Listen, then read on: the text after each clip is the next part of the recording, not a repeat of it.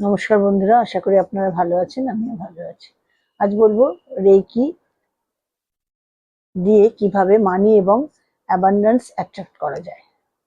আমাদের জীবনে অনেক সময় দেখা যায় যে অনেক চেষ্টা করছি আমরা, কিন্তু তারপরেও টাকা আসতে চায় না, বা যেটুকু টাকা আমাদের দরকার কিছুতেই আমরা তা পাই না। কাজের সুযোগ আসে না, বা সব কিছুতে বাধা আসে। এর একটি কারণ হতে পারে নেগেটিভ এনার্জি বা মানি ব্লকেজ। তো রেকি কি করে? রেকি আমাদের এনার্জি ফিল্ড পরিষ্কার করে এবং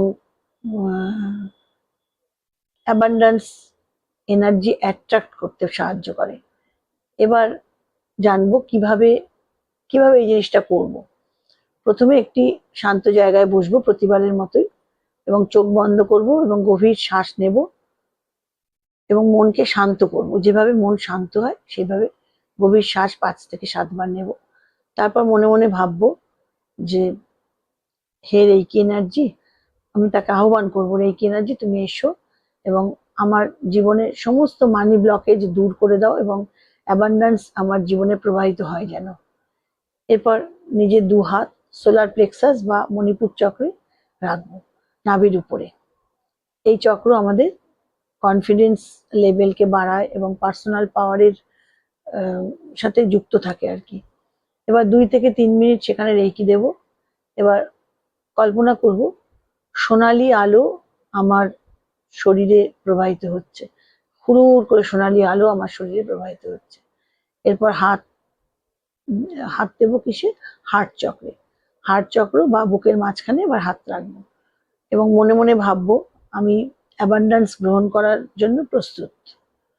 তারপর হাত রাখবো রুট চক্রে, মেরুদণ্ডের নিচে, এবং এই চক্র আমাদের ফাইন্যান্সিয়াল স্টেবিলিটি এবং সিকিউরিটির সাথে সম্পর্কিত।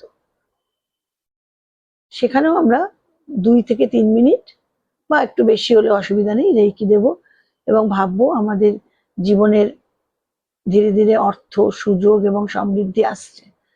নিয়মিত এইভাবে রেকি করলে দেখা যায় যে আমাদের যে এনার্জি পজিটিভ হবে এবং অ্যাবান্ডেন্স অ্যাট্রাক্ট করা সহজ হবে।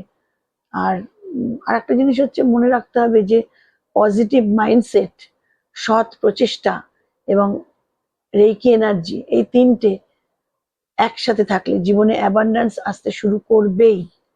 এটা আমাদের মনে রাখতে হবে এবং আমরা চেষ্টা করব সবসময় সৎ পথে থাকতে। কোনো একটা জিনিস পাচ্ছি না বলে, আজকে টাকা পাচ্ছি না বলে, কালকে পজিশন পাচ্ছি না বলে আমরা অসৎ পথ ধরবো, তা না করে আপনি যদি রেকি করেন দেখবেন আপনি ভেতর থেকেই আসলেই আপনি সৎ মানুষ তৈরি হবেন। ভালো থাকবেন, সুস্থ থাকবেন।